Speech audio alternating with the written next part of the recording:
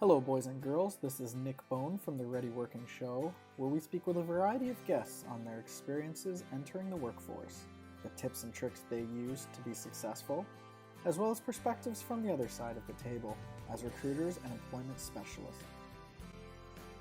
I'm excited to introduce today's guest, Gabe Richard. He was a mechanical engineer who reignited his passion for software engineering. Gabe is currently working with a startup, Rideco. In today's episode, we discuss the importance of work experience through co-ops and volunteering, as well as how to be successful in life.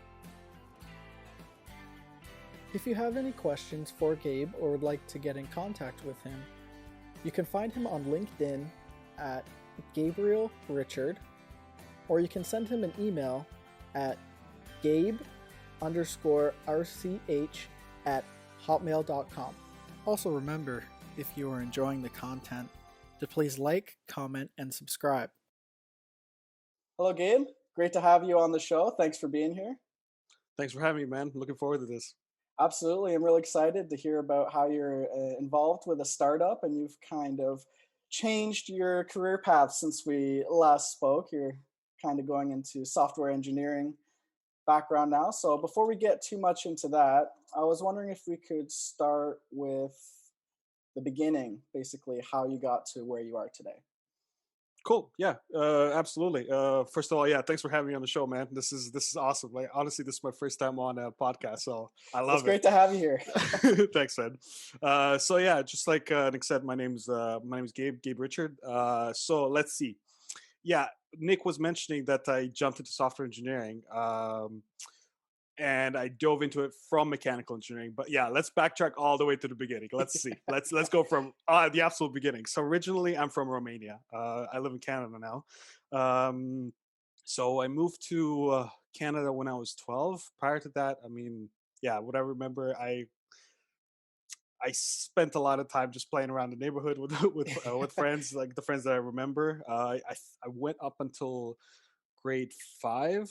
Yeah, it was the beginning of grade 5 because I moved here in October of 2005. So I would have started grade 5 there, and yeah, we moved to Canada. First year in Canada lived in northern Manitoba. It was in Thompson. Pretty cold. So man, it was so cold. Like so Romania still has the 4 seasons. But the winters there are very mild. Like every time we'd get snow, we'd be so happy, like, oh, we can build a snowman type thing. I still remember like looking forward to winters, be like, oh, maybe it's gonna snow this year. We're gonna build some snowman. And I come here, it's like, oh yeah, we can build so many snowmen. Then to the point, exactly, like every day. But it got to the point where it's just like it was snowing so much, and you had to shovel so much. I got sick of it. So yeah, like first year kind of went from like loving snow to like absolutely hating it. But yeah, let's see. So yeah, I lived in Thompson, Manitoba for a year. I did great. They bumped me to grade 6 because in Europe, they start school late. I guess like by 1 year. They start at the age of 7. Here they start at the age of 6. So because of that, they bumped me up to grade 6 when I came here. Lived there for a year because my dad had a teaching contract there, and then we moved to Waterloo after that. So I've basically lived in Waterloo ever since for schooling anyway. So I did my high school there. And so the story to go to university was because Waterloo has 2 universities, and the idea, like the way my parents picked Waterloo was like, okay, well, it has 2 universities there, so they don't have to go away for university, that kind of thing. So basically, my choice of university was like, you have 2 universities, you have Laurier, Waterloo, pick one, and I'm like, great. So yeah, because initially, I guess I wanted to go to med school. It's like, I wanted to be a doctor, that kind of thing. Right. And it was the choice of universities, and just my sister didn't have a good experience at Waterloo with medical sciences, and it was biomedical sciences, and I'm like, I don't want to go through the same thing. I was looking to go to McGill maybe or something, and my parents like, nope, Laurier, Waterloo. And I'm like, okay, here. Exactly. So I'm like, okay, let's. I liked, like I was good at math. I was good at the sciences.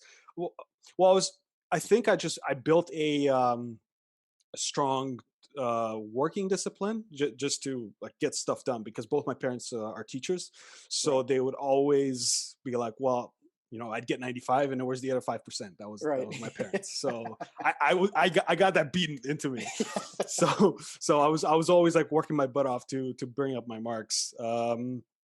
But yeah, so I was good at all the sciences, all the maths. So I'm like, okay, I definitely want to go somewhere in technology. And at the time, I didn't have a good perspective on business. It was just Right. like to me, the perspective I had at the time, it's like, oh, it's a dog eat dog world. Why do I want to be part of that? So I'm like, screw business. And so it's like, okay, Waterloo's good at engineering. And at the time, I was kind of interested in robotics. I had a bad experience with computer science and an intro to computer science in high school. Let's hear that story. Okay, so all right, so yeah, right, because I'm in software engineering now, but I had a bad experience. So I think I was originally supposed to go there, but so yeah, I took an intro to computer science course in grade 10, and I loved it up until the summative. And I don't know if do you remember the summatives. It's like the No. last project to Okay. at the end of the course, and it's usually like 30% of the mark or something. So it was like a big project. We started coding in a bunch of languages that nobody uses, and I haven't heard What of type of them since. languages? Like, do you remember? So the first one, it was Turing, which Okay. it's not a language that anybody uses. I think it's strictly for teaching purposes. I don't even know. It's very simple, which is the nice thing. So for Okay. anyone that's like that's sort of familiar with computer science, there's like all sorts of loops in there. Like there's the while loop, there's the for loop. Um, these concepts didn't exist. You just in the code you just write loop, and that you just write loop and loop, and it'll just loop because you wrote loop. So it was very archaic, but it got the point across. So that's all right. And then the other, it wasn't even a language. It was a program called Game Maker, which Okay. was a point and click Yep. type of program where you could build games with. But Okay. again, nobody uses it. But we learned about it. That's fine. Right. I think it was like one of the first versions of the course. So the prof that he wasn't even very experienced at the high school at the time. I think he had joined 2 years prior or 3 years, but he had joined from the software industry. So Okay. so it's very surprising to me that he chose that route, but that's fine. He was a good guy though, like They really can nice either do guy. it really easy or really hard, eh? When they first go use it. Exactly. So like the nice thing was like he was very nice about it, and he tried to introduce it as simply as possible to students that have never really like played around with programming. So oh yeah, and so that led to the summative. And like up until the summative, I loved everything. I'm like, this is great, amazing. In the summative, he's like, all right, so if you want to get bonus marks, um, you can pick a new language and build a game with it, and you'll get like extra marks. So of course, being the kid like going for 100%, it's like, yeah, I'm gonna do this. And he suggested Flash again. Okay. Flash doesn't even exist anymore, and nobody used it. And anybody that has maybe coded it at some point would tell you don't ever try to, because the issue that I had with it was, and a lot of people seem to have, is um, it's really hard to tell what's wrong when you coded something. Okay. Why is that? So I guess the debugging system is very poor, and I don't think it was ever meant to be used for coding. I don't know. So yeah, so I went to that route, and of course, with any program that you write, if you don't test every new line that you introduce, and of course, the noob that I was, I didn't. So I just coded the whole thing, Oh. and oh, why is it not working? Oh, I don't know.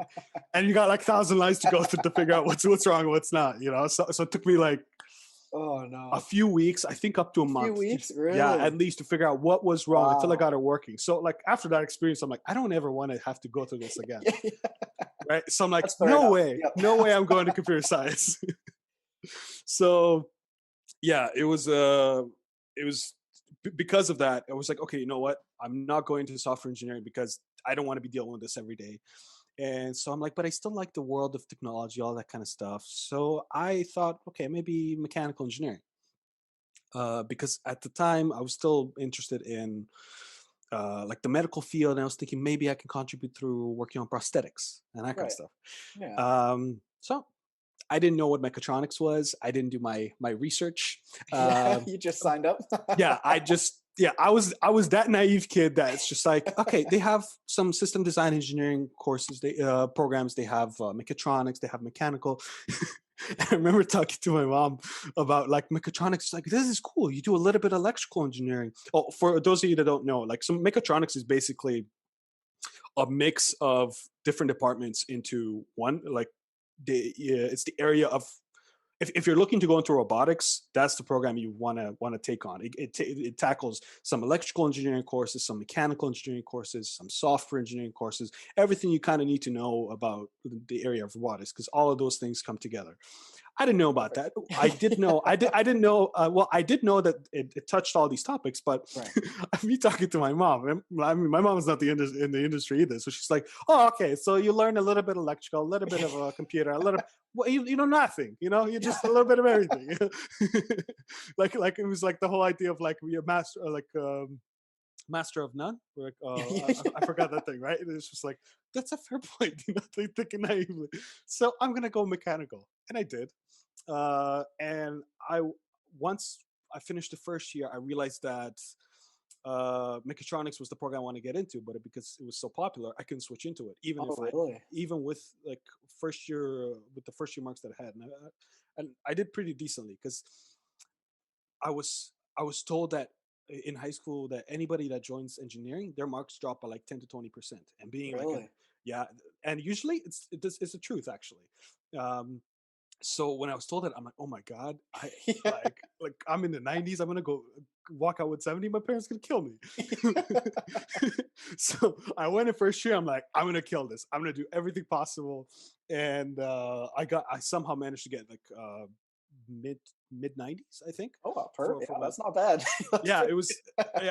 I was very surprised. I didn't expect it, but from that, after that, my motivation dropped, because so what they do at Waterloo Engineering, if you talk, they rank you against your peers in your Okay. class. So based on your average for the term, it'll tell you like your rank 4 out of 98 or something Okay, interesting. at the end of each term. And so first term I got fourth, and then the second term I got first in the class. And if you get first in the class, you get a first in class scholarship. And I was like, oh Wow. man, I'm gonna Nice. like, I was thinking, okay, man, my term's gonna be covered with this money. Well, it was like $400, Okay. and it was So it like didn't two. quite cover it. No, and I'm like, why did I kill myself for this? And to me, it felt like a spit in the face. It was just like, Yeah. Just don't give me anything, man. If you're just gonna give me like chump change, like what when the tuition is like 8,000 a term, like, and this is hold on, this is um if you're Canadian or a permanent resident. If you're international, it's triple Oh, per yeah. term. So Yeah. it's ridiculous. Like the only like saving grace, even for international students, is the co-ops. Right. Where you can Uh, kind of make some of that back, right? A exactly. lot of the It, co-ops are paid. all of them. All Uh, of them, all really? of them, unless you're like, unless you're unlucky and you find you're not able to find a typical paid co-op term, and you have to find like a research position. And Uh, usually that's like people do it in the first few terms if they're not able to find a co-op, and it happens. That's fine. And yeah. some people kind of discover that, oh, research is my thing, and they kind of discover themselves that way. But it's And just that's mostly for engineering, right? The paid co-ops and co-ops.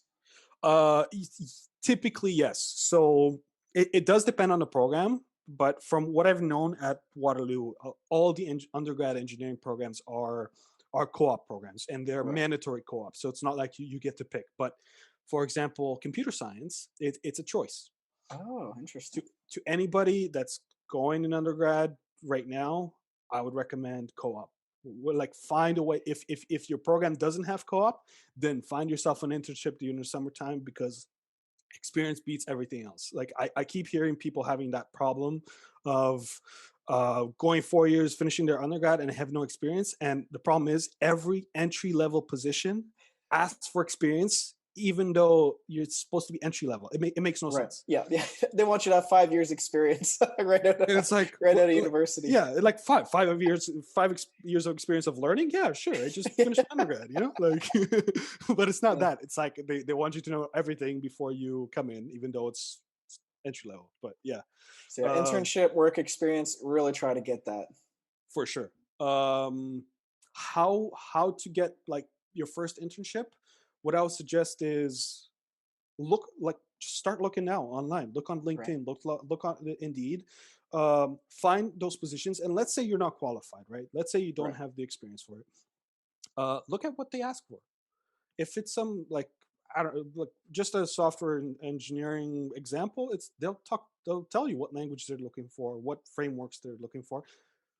Just jump online, start reading about them, start playing with them, and then build a project. You know, like Exactly. build experience like yourself. You don't have to get paid for that experience. You can even there's Volunteer with different organizations. Every exactly. organization is going to need an accountant. They're going to need, some kind of human resource administration. They're going to need these positions to be filled as well. So try to get any experience possible. And you can always go to different companies as well to help you, such as Ready Working, self plug there. Yeah, there you go. There you go. Absolutely, seriously, because like you guys would know more than the undergrads, right? Like Right. most of us live in bubbles, right? So you don't know what you don't know. So it's always good to ask others that may know something that'll connect you to somebody that knows somebody, and then you'll get you Exactly. that internship. You know. Yeah, networking, that's huge. That really is huge. Absolutely, and I can't say that enough. And I'm pretty bad for that myself, but I have a friend that like shamelessly reaches out to everybody on LinkedIn and starts It talking to them. works. Trust me, it does work, and you just don't think about like, oh my god, I'm gonna get embarrassed. They're not gonna answer me. You have nothing to lose. Nothing. Exactly. Like they'll ignore you. Great. There's like Go to the next one. exactly. There's 7 billion people in the world. You know, like okay, that one person's never gonna talk to you again. Okay, cool. Yeah. Like so yeah, you have nothing to lose if nobody like if some people don't reach out to you. You're gonna find that person that's gonna talk to you, Right. and all you need is one. Out of like all your failures, you need one to succeed to get that internship, to get that full-time position, whatever. So you just got to keep on trying. Right. Well, that actually leads to a good question I was planning to ask you as well. So, how has a failure or apparent failure later led you to success?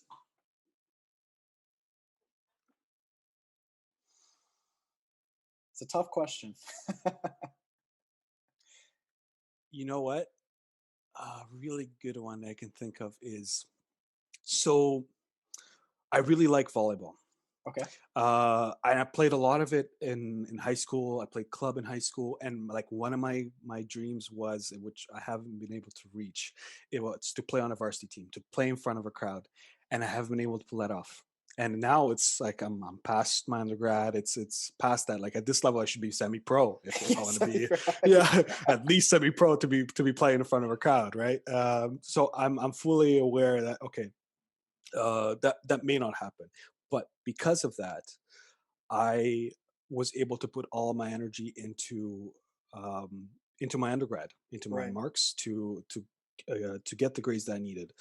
And because I was able to refocus from sort of giving up, well, not giving up on volleyball altogether. It was just like giving up on that idea of like playing at a very elite level and focus that energy towards my schooling. Right. Because of that, I was able to go from big company to big company in my previous co-ops. So I was able to work for companies like Shell, where we work together, Right. Toyota, Procter and Gamble, Hatch, and yeah, I think because my focus wasn't split, because like if you really want to achieve something, you have to make it your sole focus. You can't have multiple focuses because then you just put a little bit of energy in everything and progress is very slow. And Right. because I was able to redirect that energy from trying to get on the varsity team to just my own career success, I think that's what helped me get to where I am today, even though I'm not in mechanical engineering anymore. But it helped me focus that energy um, to basically discover myself and Right. figure out like what do I want for myself. Right. Yeah, yeah, that makes sense. So But yeah, for your co-ops, I know you mentioned you went to quite a few big companies there. I was wondering if you could go through a bit of your process when you were looking at trying to get an internship with these different companies? Sure. So it's very for the Waterloo Co-op program. It's very structured, and so every term, what they do, every school term, what they do is they have this co-op cycles, and they have their own system that you apply through. Um, so I would basically run through their process. Like you kind of prepare your resume with whatever experience that you have, and they allow you to have up to 50 applications. So Oh wow. every term they have all these companies come in looking for co-op students, because co-op students are like they get companies get some sort of a tax break or something. Okay. There's Good an incentive. incentive there, right? Right. So it's to a company's advantage to make use of these co-op students because they're basically cheap labor. But it's good for us too because we get that experience that then we can use for entry level positions that ask for 5 years of experience. Exactly. uh, Probably the so same company, eh? It's asking for the 5 years experience. exactly. Yeah, and they already know you. Yeah, Right.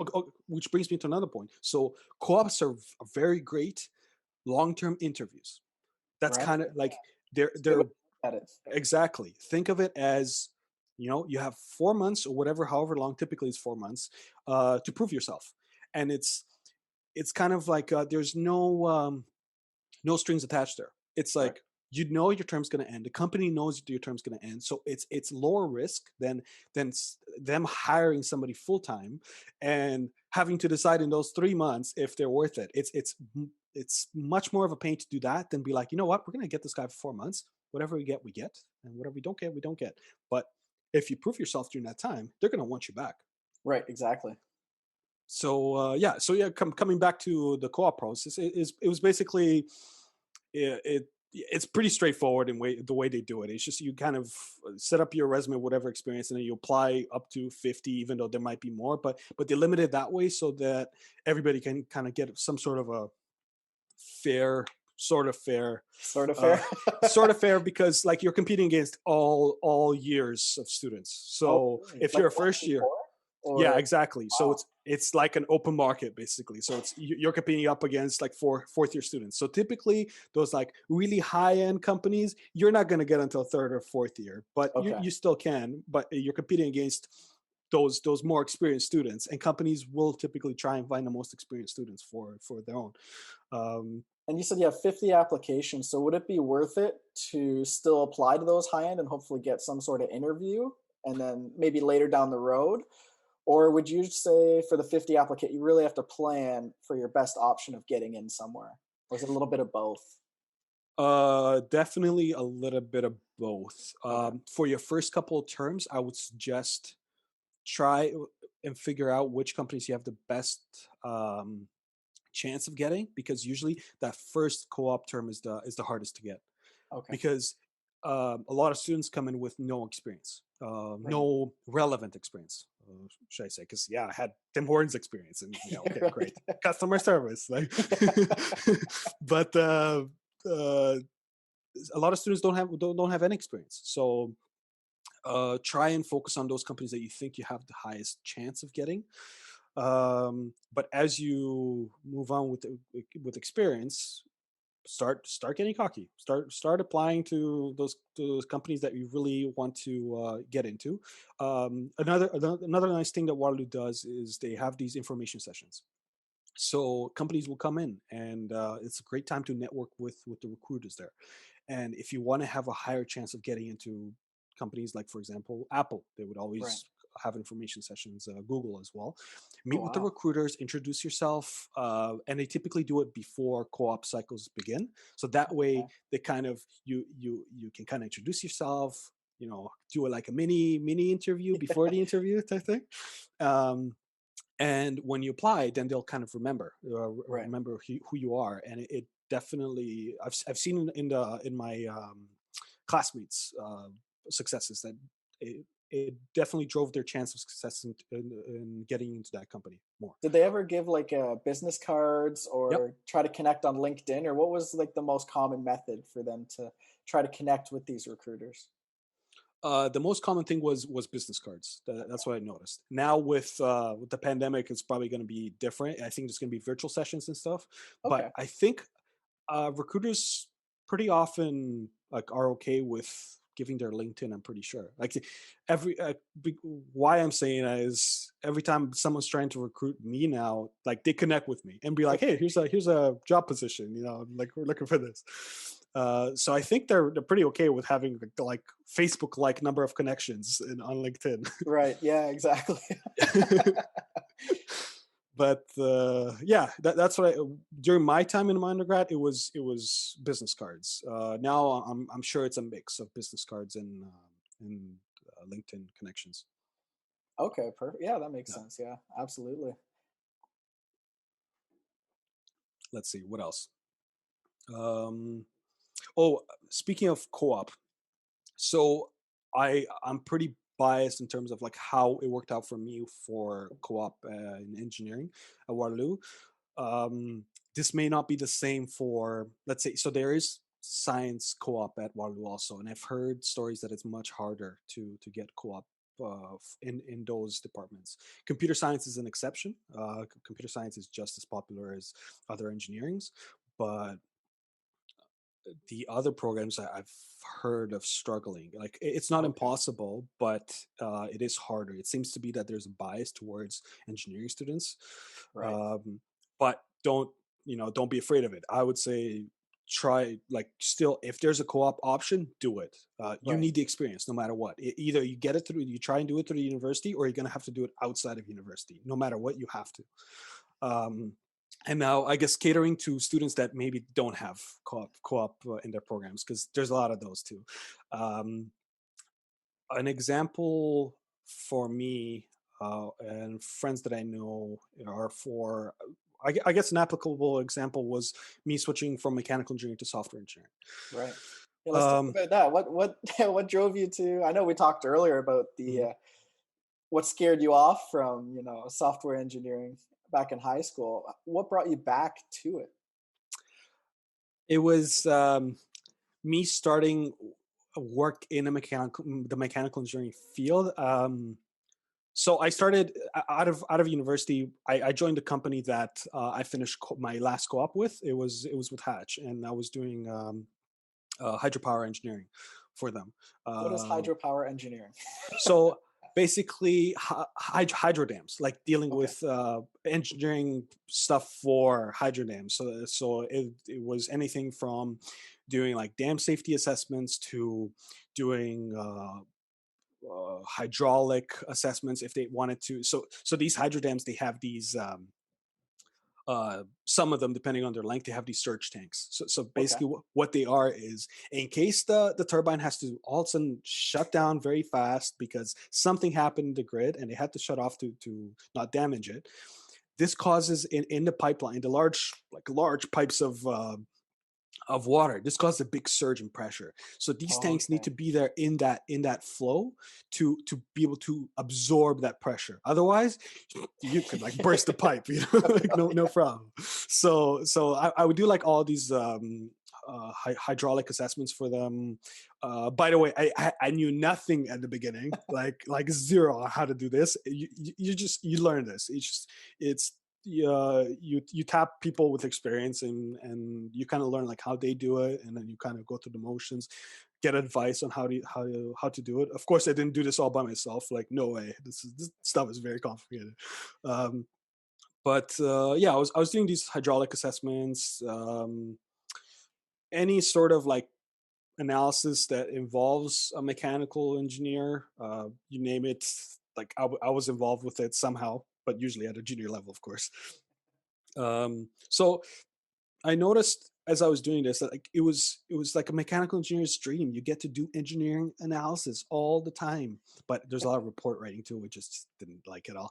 Um, but there was I just noticed that I'm living the dream for an engineer, but doing all these analysis, and I'm not enjoying myself. You weren't And happy. Yeah. no, I was bored. I was bored very very often. It was just like this is interesting. This is maybe not It's not my challenging, right? exactly. Well, you know what? Sometimes it was, and when I was getting challenged, it definitely piqued my interest. But I wasn't getting challenged enough. A lot Right. of times it was a repeat of something that I already did, and it's just like, okay, not that great.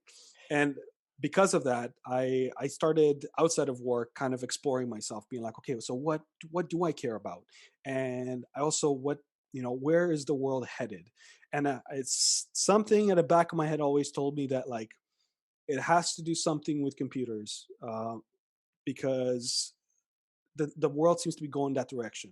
Everything's going more and more high tech, and something was always telling me that if you don't keep up with it, you're going to fall behind. And the moment you fall behind, it's really hard to catch up because the rate at which things are changing. Right. And I was thinking, okay, so maybe it has to do something with computers. And I, I mean, I still love computers. I got my gaming PC. I still play a lot of video games. So I knew, I don't shy away of working with computers. Maybe I didn't. I I don't build programs in my spare time, but I've started to because things are more interesting now. Um, and I noticed that okay, this seems to be the area for me. And I was always curious about artificial intelligence also. So I was like, okay, so what That's can I exciting. Oh, it's a very interesting field, man. And it's its own universe. Like if people think, oh, okay, yeah, I'll go in AI, and it's kind of the same thing as software engineering. Yeah. Like, So let's talk about that.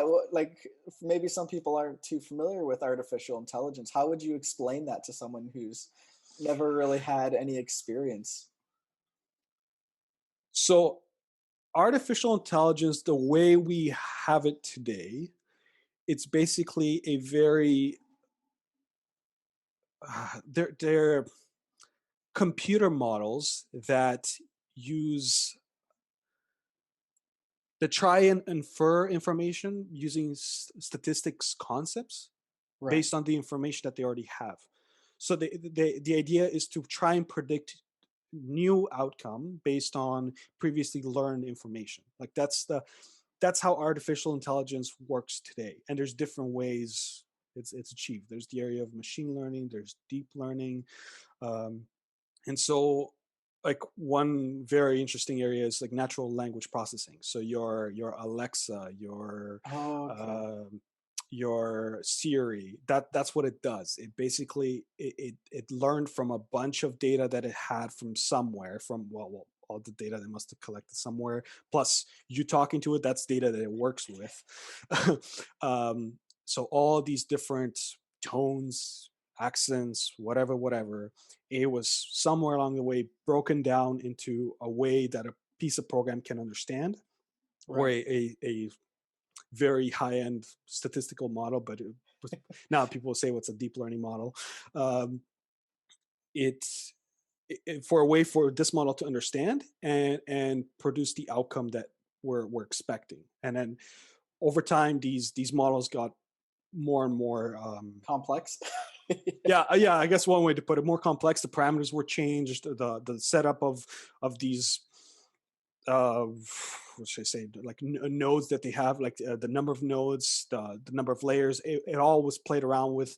Professors have experimented with it, and they found some good way of kind of predicting what you're trying to say. Okay, so And it basically just records all the past, what's happening now, and tries to predict the future. So it collects as much information as possible to try to do that. exactly, and these models basically get well, they get trained with all the data that's there, and based on that data, they're being taught like what's right from wrong based on what they're trying to do. Like some models these days, like they try and predict like is this a chicken wing or not. You could just mess around with it like that, but it's the same concept. It's you basically throw in a lot of data and be like, well, this is a chicken wing, and um and it basically learns over time. And then you check at the end, well, I gave you a chicken wing, are you telling me this is a chicken wing? And then you keep training the system until you reach a point where, okay, yeah, It 95% of the time you're recognizes. right. Yeah. Exactly. Okay. It's really hard to reach 100%. I think that's probably an impossible goal. Like just in the world of engineering in general, like 100% is just not a thing. Yeah. But yeah, that's like in very layman's terms, like what it tries to do. Um, and but it does require using libraries in the area of computer science. But these libraries are becoming easier and easier to use. So you don't necessarily have to be a programmer to know how to use these, because you have to use tools that a programmer would use, but you don't have to be like, oh yeah, I'm a professional programmer and I have to be one to be able to use these. No, not at all. So yeah, why I was saying the area of artificial intelligence is different from software engineering is because it uses different concepts. It uses these statistical models that you need to understand for you to be able to make sense of what you have. Because you could technically blindly use these packages and come up with something, but you don't know if what you're doing is right or wrong, if your data is biased or not, or It's like if writing thousand lines in Flash and then realizing it doesn't work. yeah, and not understanding why. Yeah, literally Yeah, that. But yeah. it's also that you don't know why it doesn't work because you don't know Right. what each line means. Yeah, exactly. So it's that bad. So, like that's why anybody that looks to get into it, I mean, there's tons of articles and there's Udemy courses you can take to kind of learn about them. So if you're looking to get into the area, I would say take some online courses. These days these online courses get cheaper and cheaper. There's Coursera courses. One of Right. them I think is taught by Andrew Ng. Okay. He's like one of the gods of machine learning, or the area of like AIs, from what I've heard. So if you're looking to get into that area, I've heard really good things about that course. I haven't taken it myself, but I've heard really good things. It's probably a good intro to the whole area. Do you But read really good books on AI as well? um, yes. Well, oh, you know what? I gotta check on my computer. Just checking. Just a quick check, because I Yep. do have one book where like somebody recommended it to me from the previous machine learning course I took. What was it? This was an image. C656 textbooks. No, not 656. Wrong course. 657. Right. Yeah. Okay. So it's a book called Deep Learning, and it's Okay. by Ian Goodfellow, Joshua Bengio, and Aaron Corville. So this book is actually really nice in the way it presents all the math you should be comfortable with to be able to understand the concepts in an area of artificial intelligence. One of them being deep learning. Um, and Joshua Bengio is also like one of these like very important people in AI, I think. So the nice thing about this book, I actually used a lot to understand the math that I needed to know ahead of taking this machine learning course. Which is good. And yeah, because I got slapped in the face, being like, oh yeah, this is probability is like this. And I'm like, what? So people told me this is a good book. Just read it and you'll remember everything. Um, yeah, yeah. I guess that's kind of my tidbit on artificial intelligence. But I know if you do want to get into it, it's good to also know programming too. You don't have to be an expert at it. It's just if Like you're ever or sorry, would you say it's almost like a foundation for it, or it's just it related in some way, or how would you? it builds off it. Okay. I think artificial intelligence is kind of a branch of computer science. Um, it uses computer science concepts, but also uses statistics concepts too. So I think it's kind of like at the marriage of the two. Right, the crossroads. Yeah, yeah, somewhere around there. Like, but to be fair, I'm not. I wouldn't say I'm an expert in the area. So if one of these like gods of AI would hear me, they'd probably be like, "What the hell are you talking about?" But it's I noticed that knowing software engineering concepts is helpful in working with artificial intelligence models. But yeah, so Well, I I learned a guess lot. Yeah, I didn't know any of that. So it's a universe of its own. I guess why I was saying like software engineering and AI are different is because they're their own universes, and inside them, they're like other areas that are their own universes too. So any area that you dive into, you just discover it's like it's whole new world. So it takes a while to unpack it and kind of make sense of it. But don't be afraid of it. Like, don't be afraid of it. Just learn it bit by bit. Start with the online courses, check out that book, things like that. Try to get Exactly. a general understanding of what it is and what you need to really excel in there. Absolutely. I think in any area that you want to get into, like I guess, yeah, I can quickly talk about like how I jumped from mechanical engineering to software engineering. Absolutely, yeah. The the how I made the jump is I basically started reading things and kind of there's tons of resources online now. Now with the internet, it's like the most beautiful thing because there's tons of free resources you can read up on. So I kind of started reading a lot of articles, taking Udemy courses, for example. But there's other resources too. Udemy always has these sales that are just $10 courses when it used to be $300. But what is Udemy? What is that? So Udemy is an online learning platform that like anybody can teach on, and anybody can buy courses from.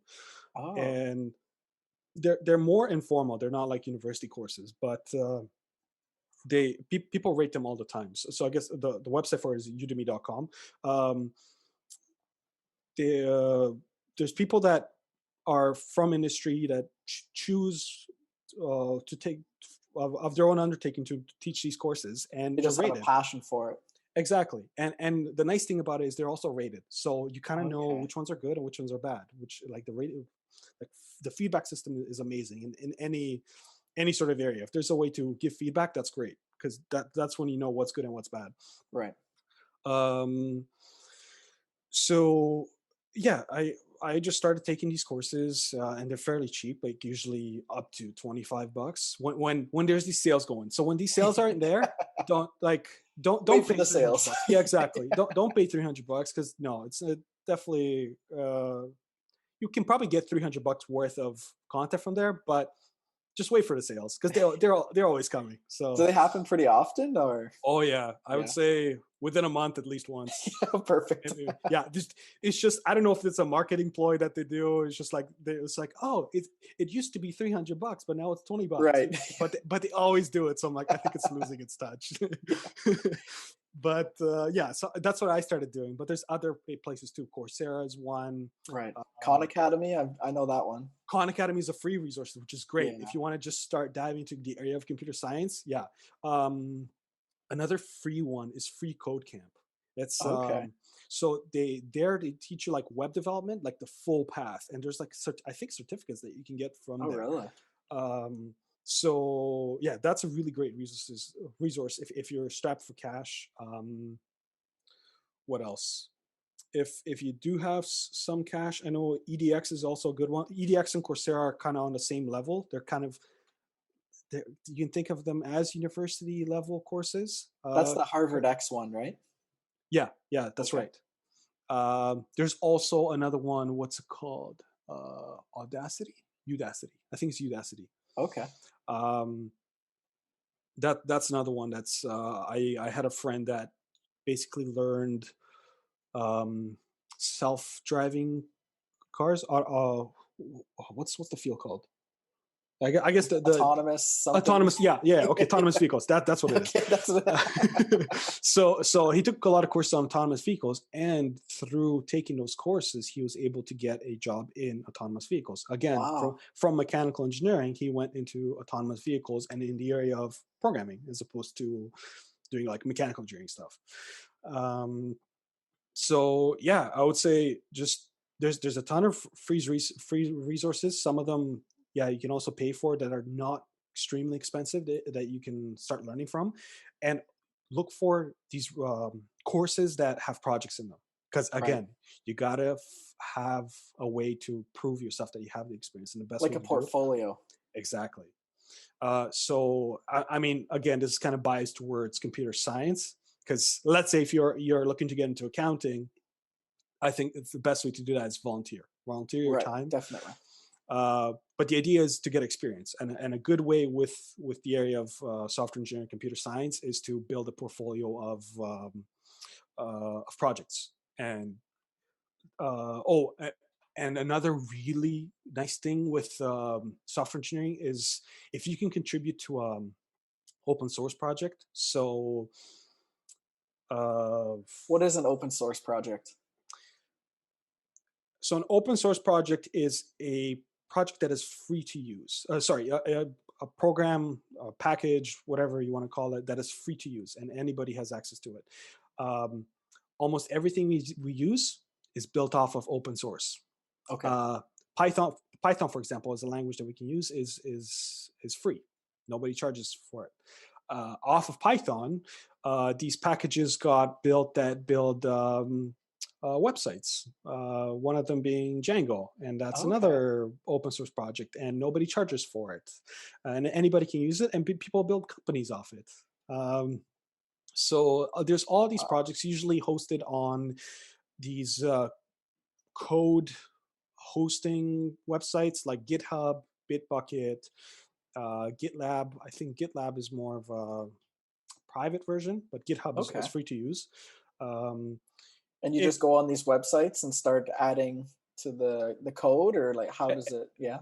exactly. It's free to use. You build yourself an account, and all these websites they use a version control system called Git. There's others as well, but what version control systems are, they basically it's a neat way to maintain different versions of the code that you have. Oh, okay. So through a set of commands, you can pull a bit of code that's newer or older, or you can have different branches. So like, okay, hey, this is version 1, this is version 2, but this one has this bug in it, whatever. So I'm gonna switch over to this other branch, so I don't use this anymore. It's a bunch of commands that you can do that very neatly with and quickly. Oh, wow. So yeah, a lot of these projects are hosted there, and you can there's ways to pull the code. Uh, there's a lot of people. There's like a bug reporting system in there, or issue reporting system where people be like, hey, this is a problem, and because this is open source, a lot of them people just contribute their time because that's just they like to do that. Which, I mean, thank God for open source projects, because we'd have fewer pieces of technology if we didn't have that. It's like Uh, Wikipedia for code, basically. Yeah. Exactly. And there's tons of code out there that's open source, which is great. It's great that, like, it kind of shows you that there's good people out there, right? And people that even though they value their time, they contribute this time to build these open source projects, which is great. Help the Uh, community. exactly. It helps the general community, it helps the general education of the community, which is amazing. And through these, it I think it gives access to less, like, underprivileged communities to Right. make use of these programs, which is amazing, assuming, of course, that they have a computer or access to a computer with an internet connection, Right. which we're on our way there too, because of Starlink and other stuff like satellite internet, and we're getting there. We're getting there. Yes. Oh, so Starlink, you mentioned. Do you know a lot about that, or? Um, some. What I know is that it's Elon Musk's company that's looking to make internet worldwide, and the way he's doing it, he's deploying satellites or in Earth's orbit through his other company, SpaceX. I mean, what he's been able to do is amazing. It is. It's phenomenal. Absolutely. Like, I mean, I love it. Like, he's he's definitely a role model for me in what he's been able to pull off. Like, I definitely love to do something like that, and being able, like, he doesn't get bored, and that's Yeah. amazing. Like, Never. yeah, He he's got runs so like many four things. companies at the same time. I think there's more. I think Is there's there like more 10, now? 10 or 10. 11. Like there's the Boring Company, there's Starlink, there's Tesla, there's Is Neuralink its own business too, or? Neuralink, yeah, SpaceX. I don't know if I already mentioned it, and there's like, oh man, there's quite a few more. I remember last time I looked at the list, I think it was 10, and like It's some crazy. some of them we just don't hear as much of. Hyperloop, I think, is one of them. Yeah, it sounds Yeah. familiar. So I mean, it's amazing what he's been able to do. But yeah, I guess coming back to, like, eventually, I think we're technology is getting cheaper and cheaper from my perspective. So less underprivileged. No, sorry. underprivileged communities will have more and more access to these technologies, which is great. And then with open source projects, people will be able to have access to these and basically teach themselves. Like we're heading that direction. It'll create so many more opportunities because there'll be so many more people working on these different areas, right? Exactly. And bringing everybody online will build a larger community that could contribute to these open source communities, right? Which is great.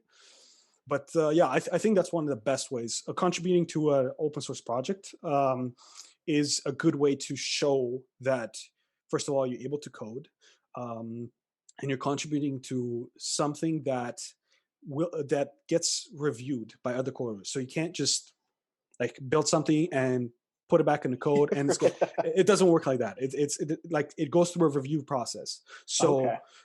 until Like it a gets peer-reviewed type process, like exactly. yeah. Yeah, typically there's like these main contributors to the project that kind of maintain that code, and those people typically review what other contributors try to add to the code, and they'll Right. look through it, right? They'll test it out, be like, okay, yeah, this looks good, accepted or approved or whatever. And so going through that process and having code that's been added to the open source project kind of proves that you can work with others. You can jump into a piece of code that's already existing and change it, make it better, and go through the review process and pass that review process. That's what software engineering is basically. You work with a bunch of people. There's a bit of code that has already been existing there, and you have found a way to understand what that code means and add to it. That's what every coder does basically. So if you're able to do that with an open source project, it proves a lot, right? And it can actually prove a lot. No, I can't say a lot more, but it can prove more than just a project that you built yourself, because it's easier to do when you just build something from scratch, because there's no architecture imposed on you, or there's no way that the code was built imposed on you. You get to pick, like from zero you create something. But projects from scratch to something is still good because it shows that you can do something. But the next step after that I would say is contribute to an open source project, because that proves a lot more. I just said not a lot more, but yeah, you get my point. It helps. Yeah. Yeah, it definitely helps. It helps prove another area of you. It's that experience that you mentioned before, and something that they can actually see as well and see the results of. That's right. Exactly. And it's more reflective of what the industry is like than building something from scratch and then creating something. Right. But any experience beats no experience. Exactly. So at the very least, if you're stumped at the beginning, be like, "Wow, man, there's all these things that I can do." Just start reading a blog. Just start with that first step. Pick some course, and then build that first project. Get your feet wet. And then once you get more comfortable, then you can start diving into contributing to open source projects.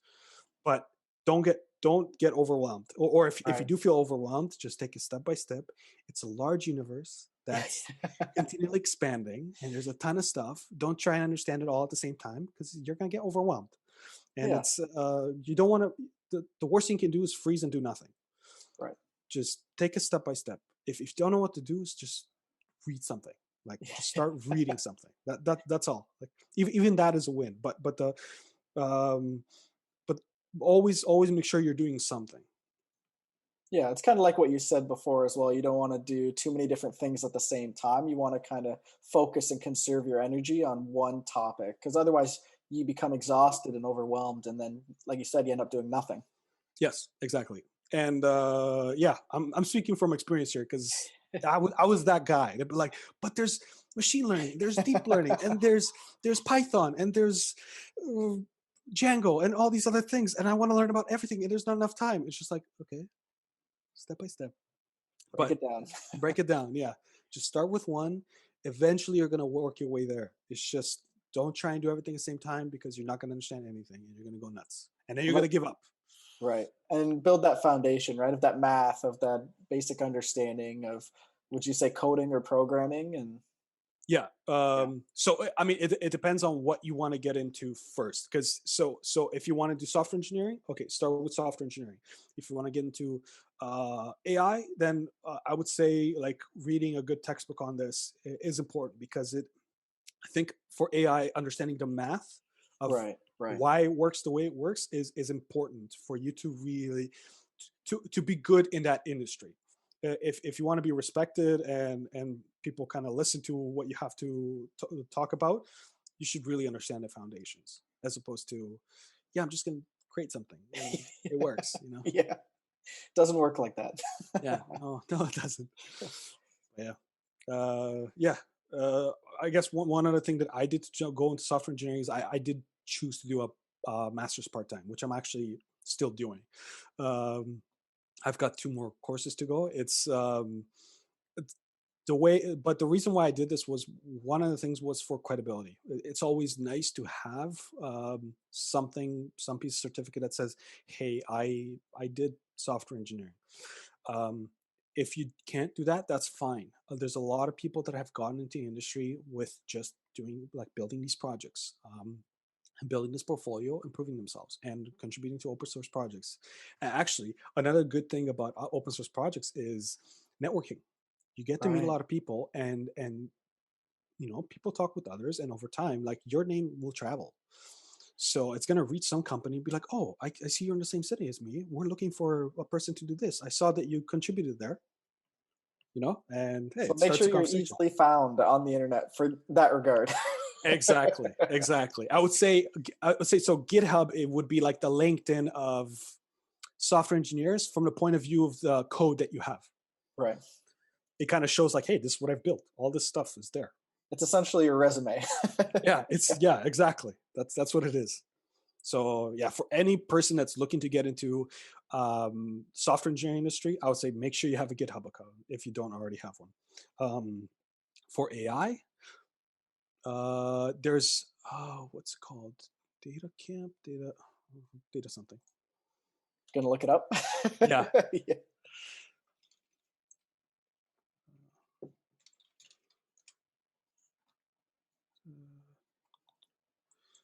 What was machine competitions? Are there competitions for? Kaggle. Yeah. Yeah. What So was it called? so Kaggle.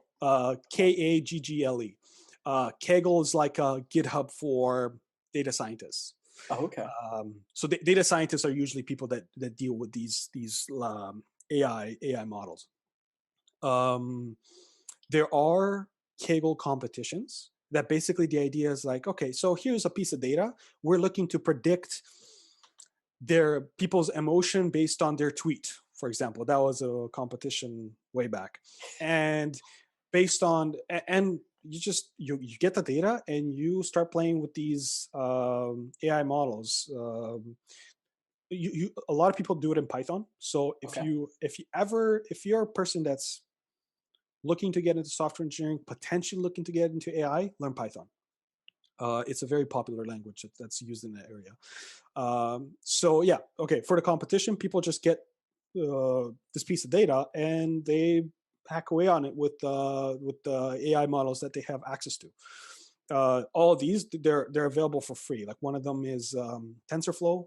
Um, Another one is PyTorch. These are AI packages where you can start using um, different types of AI models Oh, okay. that you can train using the data that you're given. Where And can you so find those? so they're available. Well, there's websites for them. There's documentation. So If you so if just you look it up, you'll be able to. Yeah. exactly typically you in Python you can just install them the typical way you would install a package for Python. So it's like pip install PyTorch or pip install, like that's the actual command, like pip install TensorFlow, um, and it's free to use. So again, beautiful So open many source free project. resources. Exactly right. Like if we didn't have these, oh my god, I don't know where we'd be today. But yeah, there's documentation online on how it works. But again, it talks about a lot of these deep learning and machine learning models that if you don't understand the background on, you're like, okay, so I don't know what to use. Right. So that's why it's always good to start with something that kind of builds the foundation well, so that you know why you're doing what you're doing. Right. Um, but yeah, so if you just Google online PyTorch, Pi is just PyTorch. You can find documentation on that. TensorFlow, it's the way you hear it. So Tensor, Tensor FLOW. Yep, that sounds right. So yeah, it's probably gonna be the first thing you come across. Yeah, and there's competition online on Kaggle where people use these libraries to try and train uh, the model that they pick, um, and they try and reach the highest accuracy, and the highest accuracy typically wins. Like I think Oh that's wow. the only condition. So people reach maybe sometimes 95% accuracies, and they win the Never competition. 100 though. Never. I don't think I've ever seen one to be 100. Like it's just next to impossible to hit. But if you're in the high 90s or even low 90s, if you're at least 90, you're pretty good, I would say. I don't know what you get for winning the competition, but at least you get credibility. Yeah, Like, yeah. to be like, if you Well, can do impressive something like though. that, exactly. Like you can use that on your resume, being like, I won the scale competition. That's Yeah, big. that's huge to add onto the resume. Anything you Yeah, can add on. And networking again, like you said, maybe there are some other teams or other competitors that you can eventually team up with in the future on projects or open source projects. absolutely. And getting your name out there through winning one of these competitions. There's other people there that are already working for a company, being like, well, why, like, let's reach out to this guy and be like, you want Yeah. to work for us? Like these things happen for sure. But yeah, it's just but I mean we dove into a lot, and I think again, if you to get started, start small. Yeah. There's a lot and it continues to grow, but take it step by step. Don't feel like you have to know everything today. Be patient. You'd be surprised how much you can achieve with just focusing on small things step by step. So I guess a good question to ask you would be, so when you are feeling overwhelmed, unfocused, or you lost your focus, even just temporarily, what types of things would you do to regain that focus? Usually I think about why I'm doing this. What's the end goal? It's always good to set a target as to, well, why did you go into this to begin with? Right. And maybe it's just, oh, I'm interested in this. Cool. The stronger your why is, the better, because that grounds you very quickly. If it's like, for me, for example, one of my number one goals in life are to become financially independent. Um, I don't want to have to work for money. Like Right. I want to work because I want to work. Like that's my mentality. And I know one of the reasons I went into software engineering and AI is because I think I can achieve financial independence by using these technologies. At the same time, I want to help a lot of people, Right. and I want to find a way to help as many people using this technology, because it seems to be very easy to deploy. It's once it's created, it's very easy to duplicate and get everybody to use it. So I just need to find what is that thing that I can help everybody with, and build it and duplicate and deploy. Exactly. Hmm. But yeah, I guess come back to the question is, know why you're doing what you're doing. If you don't know, take the time to find out. And you probably are not going to answer it right away, because it's not an easy question to answer. No. But like, start writing down your thoughts just come through your mind. It's easier to write things down because it helps finish the thought. I know I find myself a lot thinking about stuff, but the thought never gets finished. It's Right. just like little bits and pieces, little phrases here and there, but the full sentence never occurs. Do you So like journal then, weeklies or daily, monthly, or do you write down goals? How do you usually keep track or finish these thoughts? So if I, in cases where I'm very overwhelmed, I start writing things down. Okay. It's just like whatever's going on through my mind. There's two things that I usually do. One, depending on if I'm just really stressed or overwhelmed, I just start writing what's going on through my mind. If I feel overwhelmed because of all the things that I have to do, I find that I don't know why, but making a list of all the things that I have to do Yeah. grounds me and being like, I all do right, the exact same thing. So yeah, it right? It's just like works. you Yeah. you somehow dump whatever's in your mind on paper or on a notepad, whatever you have. Uh, and it kind of helps you be like, all right, okay, so that's out now. So let's start with the first one, you know? And then you can visually check off each thing that you complete, and it helps you stay grounded in that way as well, and be like, "Oh, I don't Exactly. need to be overwhelmed. Look how much I actually got done today." Exactly. But the one pitfalls that you can fall into, be very careful of, is if you don't cross everything off and you're like, oh my Right. God, I didn't finish everything. Yeah. It's totally okay. I think in those cases, it's good to say, okay, well, maybe I'll set a top 3 for today.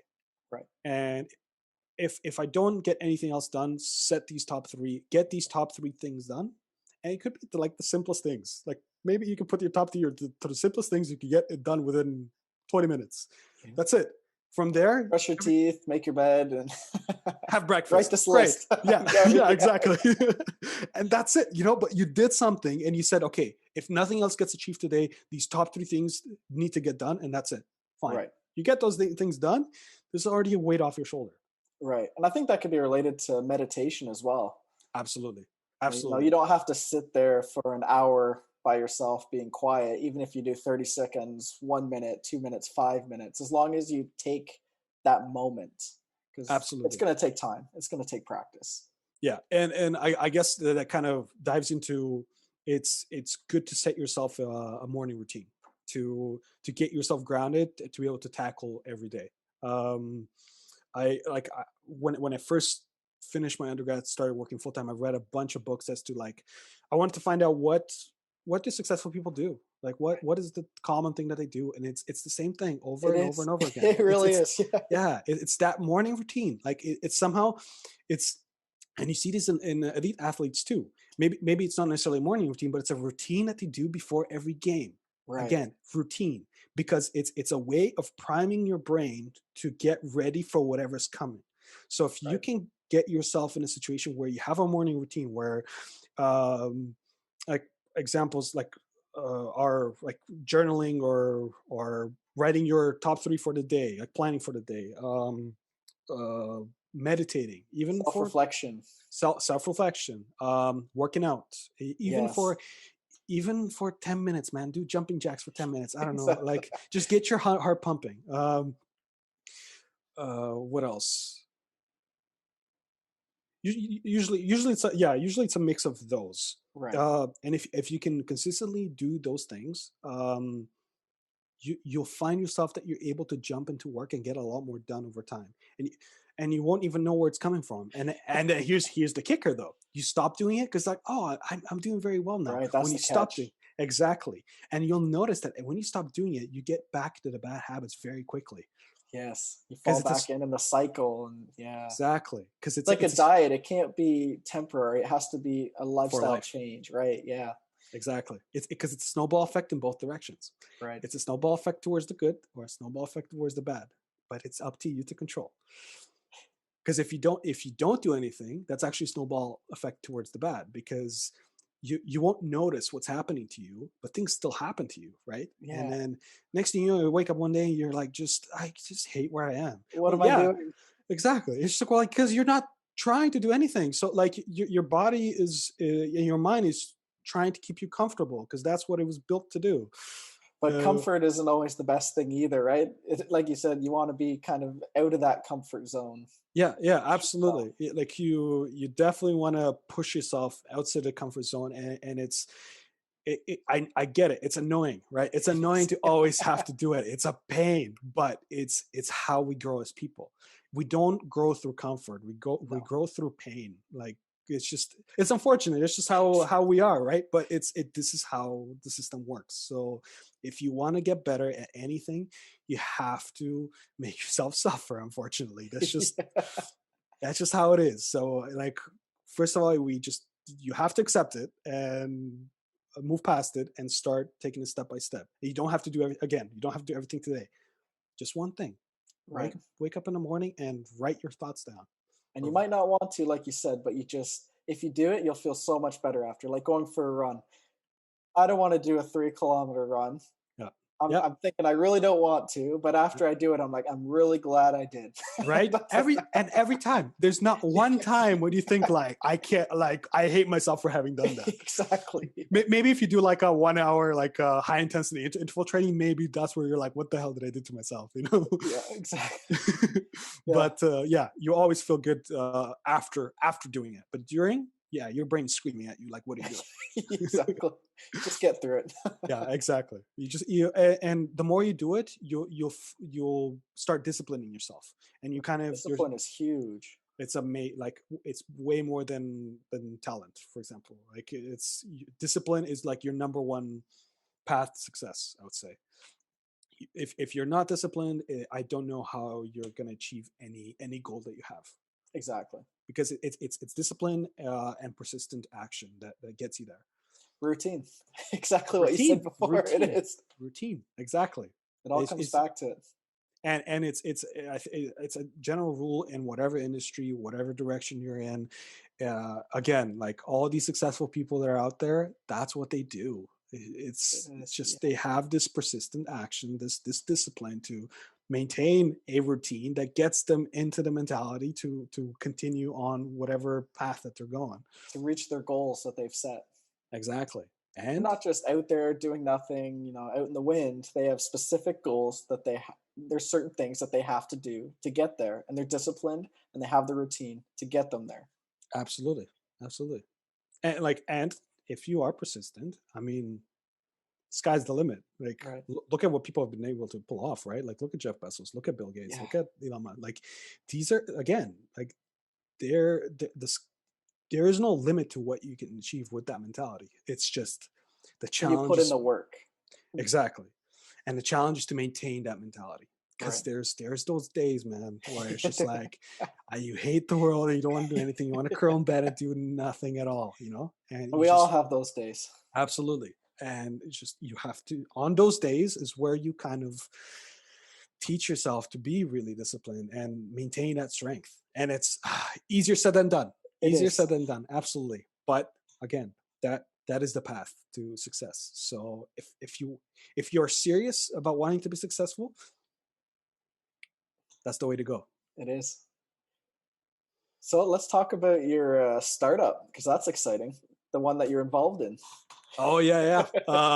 Yeah. I'm currently working for a company called Rideco. So what they do is they're involved in the area of on-demand transit. So there's a lot of areas where, especially this was accelerated because of the pandemic too. There's a lot of bus routes where there's not a lot of ridership. And so because of that, the costs are going up. It doesn't make sense to use those bus routes anymore. And so they get canceled. In some situations, they don't have an alternative solution. So what my company does is they partner with companies that have fleets of vehicles, or it could be the public transit agency that has those buses. And we come in with a piece of software that's able to optimize the system and allows passengers to request rides. And it's kind of similar to Uber, but we don't necessarily request rides from like your house to, I don't know, the mall or something. It can be if the service is set up like that, but it's also, we can maintain the same bus lanes. It's just with the on-demand service that we offer, it allows the passenger to kind of know, okay, well, you're going to be picked up at this time and you're going to be dropped off at this time. It lets them know ahead of time so they don't have to wait out in the cold if you're north of Manitoba for like 45 minutes, and on the other side, we also, because we run an optimization system, it tries to maximize the number of people in the vehicle at one time. Oh, so it'll like calculate the best route to pick everyone up? Exactly. So it tries to drive the cost down per vehicle hour, basically. It tries to optimize systems so that the idea is like the way the financials work. If you have more people taking that same car, it's the cost of maintaining that vehicle goes down. Right. So the idea is to try and maximize the use of that vehicle during its shift. So that's what our software does. And It's a very complicated problem, apparently. It's similar to the traveling salesman problem, which the traveling salesman problem is a very well-known problem in the area of computer science, where it's basically uh, it's the problem of what's the optimal path that I can take to reach from every city in, let's say, in the US without reaching the same city twice, Right. and taking as few yeah, what's the optimal distance for all that. So I want to hit every city in the US, and I can only travel to that same city once. So like figuring out that route is very, very complicated. So we're kind of trying to do something similar. And yeah, it's very interesting. Like I'm working in their QA department, so it's our department kind of. Is that quality assurance? Or? That's right. That's right. So basically, we're the department that kind of makes sure that the code that's being submitted by the programmer is doing what it's supposed to do, and if it's solving the problem that it's supposed to be solving. Like, and in that perspective is, do we understand what the problem is actually? Right. What I mean by problem is maybe it's a bug fix, or it's a new feature that we're introducing, and if this bit of code is introducing that feature as we expect it to. Right. When we look at it from that perspective, and also what is expected, we usually try and answer that question too. What is actually expected? Do we understand what's being expected? If not, we need to dig more and then come back, and then we look at this code and be like, okay, so is it addressing the problem or not? Right. And then you can actually show the data. That's right. Yeah. We run. Yeah, we usually run a bunch of tests on it. Like there's different types of testing that you can do on a piece of software. There's automated testing, which is you have a program that does specific testing on the bit of code. Okay. There's manual testing where you're literally doing the testing yourself. Like you're going through the flow of the system. Like you're trying to book a ride. You're acting as a driver. You're acting as an operator in the system, and you kind of test the area where this bit of code is touching. Okay. Yeah. And then there's performance testing that we do. So let's say if this bit of code has to perform, I don't know, it has to do something within half a second. We test it against a lot of data and a lot of information coming through, and see what happens. Does it still stay within half a second? If not, then we have a problem. Adjust it. Yeah. Exactly. And is that just in Waterloo that you're doing? Yes.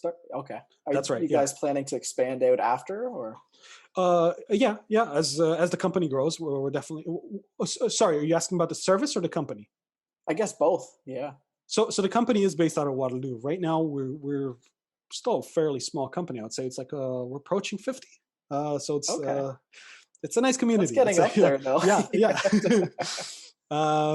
And I guess it's not fair to necessarily say it's a startup, because they've been around for about like 7-8 years.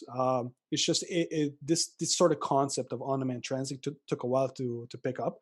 Right. So I guess more like a small business. But so the service itself is used a lot in North America. Like we have a ton of offerings. We're involved in the paratransit service in St. Catharines, for example. We have services out in Alberta. We have a big launch right now. Actually, it just launched today. It's the biggest launch of its kind in LA. Oh, really? Yeah. So we actually have people online right now, like kind of monitoring like how things are going, and like I have my phone just like if we have problems, like we're on call. Yeah, exactly. That's exciting. So it's interesting. Like later after this call, I'm gonna check how things are going. But yeah. So I mean, we definitely offer a lot in North America. I think we have a couple areas that we're looking to work with in South America also. Oh, wow. And eventually, so like global. Yeah, eventually, like worldwide. Like this concept can be applied anywhere, really. Anywhere where there's transit, you can make it more efficient with on-demand transit for sure. Huh. And what was the name of the company? Rideco. Rideco. So Rideco. And do they have any social media or anything? How would they reach out to you guys? Reach out to us in what sense? Like, for example, is it going to be something that they can reach out to order a bus, or is it simply through the city, or how does that Oh, work? yeah. So usually it's the Like an city. app, or it- so the city offers typically the service. oh, okay, We just provide the surface. We come with the software and maybe with a partnering with a fleet company if the transit company doesn't have vehicles. oh, okay, Um, so typically this kind of service you'd download the transit agency's app. Like for example, in Waterloo, it's GRT, and you'd download the GRT app, and it actually be uh, integrated with your software. that's right, exactly. Okay, gotcha. So yeah, but yeah, we're on LinkedIn. I think we have a Medium account also. Yeah, if you search for Rideco, like you'll find them for You'll sure. find it, yeah, yeah. Yeah. Um, yeah. What else? Yeah, there's multiple companies that do this. I mean, we're definitely not the only one. But yeah, oh, it's a very interesting industry that I didn't know about until I joined them. So it's a How fun did you area. find them? Like, how'd you come across them? Honestly, I applied. I like it was when I was still working at Hatch, and like I was looking to transition to software, and I applied to them. Applied to a bunch of other companies too, and they took a chance on me, and I never looked back ever since. Wow. How long has it been now since you've been with them? About 6 months now. Okay. Yeah, so I guess personally, maybe I'm still a newbie in the area of software, but I definitely, I mean, feel a lot more comfortable with software than from where I started. Like, I used to look at code and think I'm looking at like Egyptian signs. Yeah, Yeah, I still look at it like that, so that's okay. I mean, yeah, you get it, right? Like you look at it, be like, what am I looking at? Like, is this supposed to be code? What? So I guess another question I have for you is, what is an unusual habit or something strange that you love or that you love to do?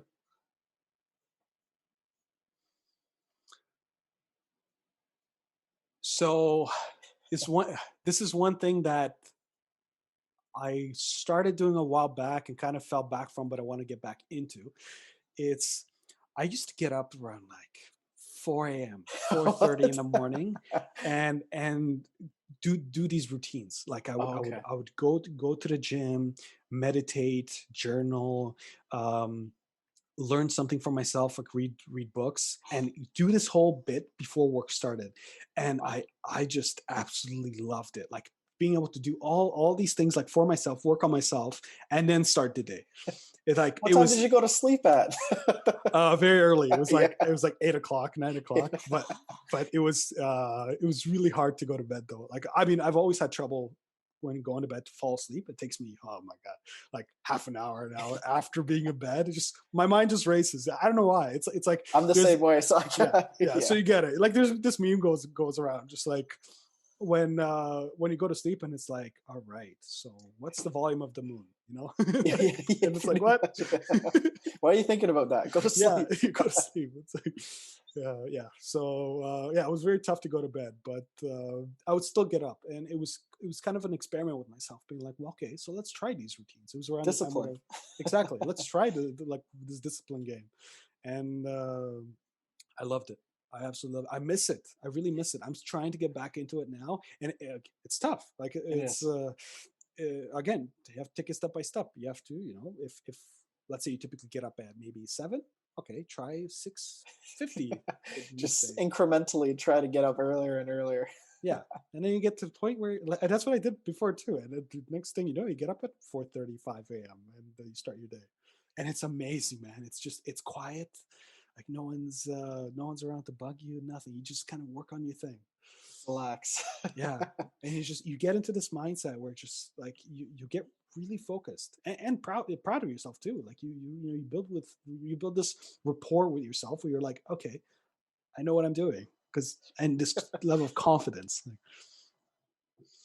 So I'd say, yeah. When I used to tell people about this, they're like, "What is wrong with you?" Why I'm are you getting like, up that early? What are you yeah, doing? yeah, right. Just like working on myself, man. Working Yep. on myself.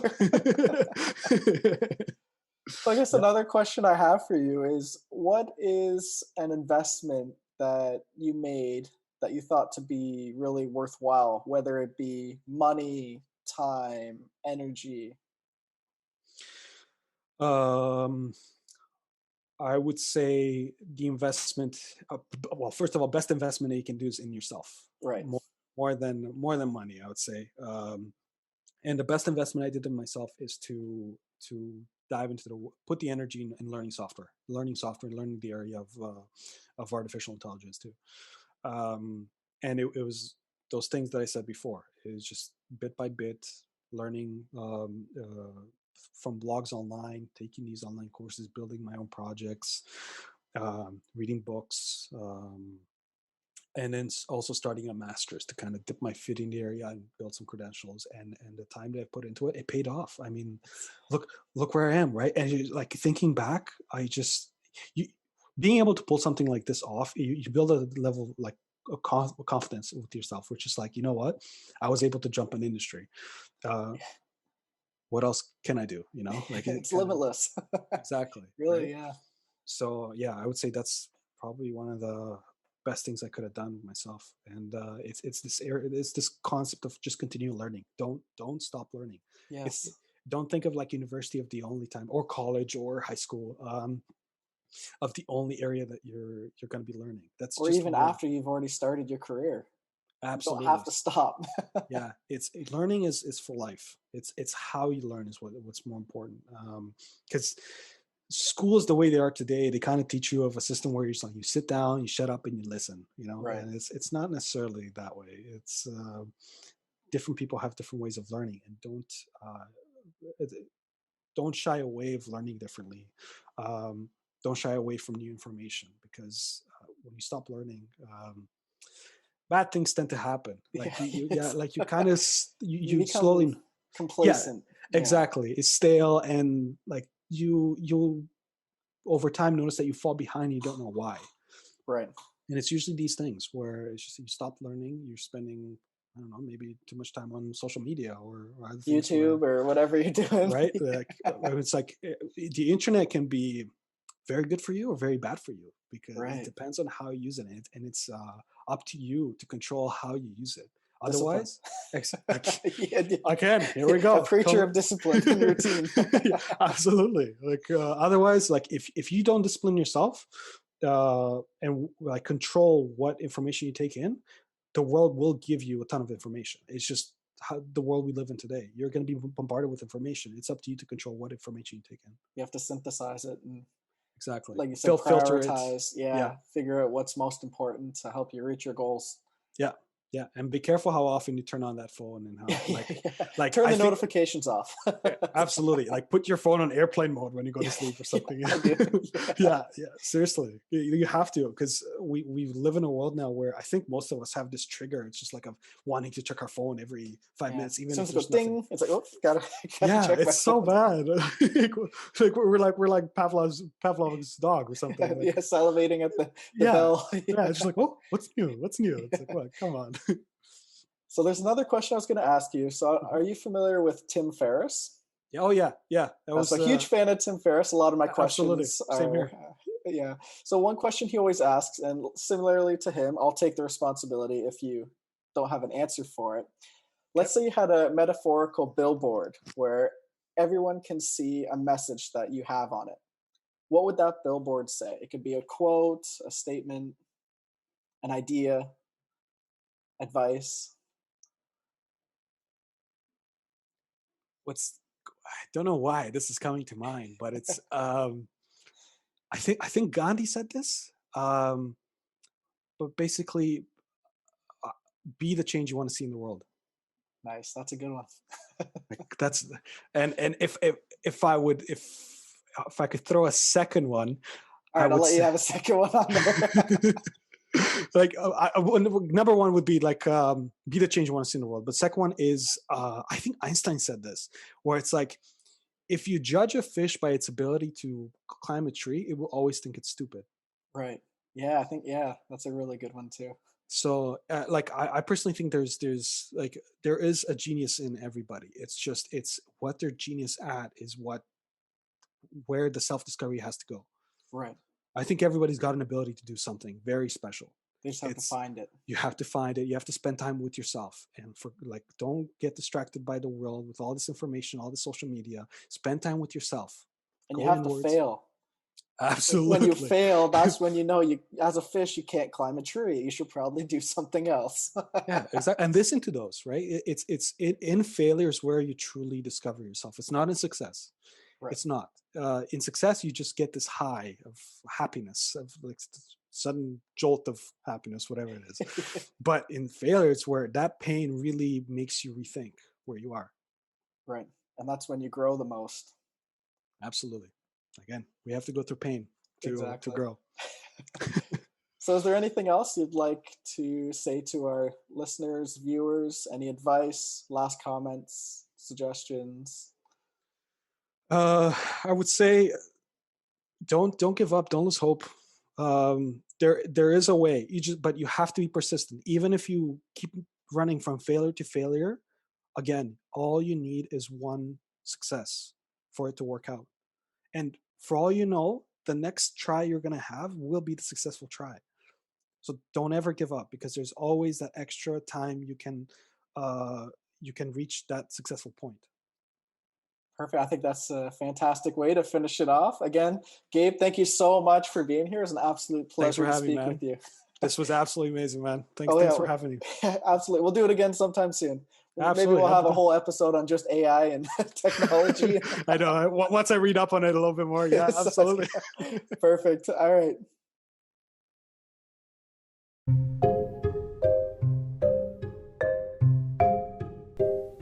Thank you all for tuning into our show. We hope you enjoyed today's episode, and as always, learned something you didn't know before, or found something interesting you can talk about at the next family dinner, whenever that is. If there is a topic you would be interested in hearing us talk about or discuss, you can reach out to us at readyworking.com or email contact@readyworking.com.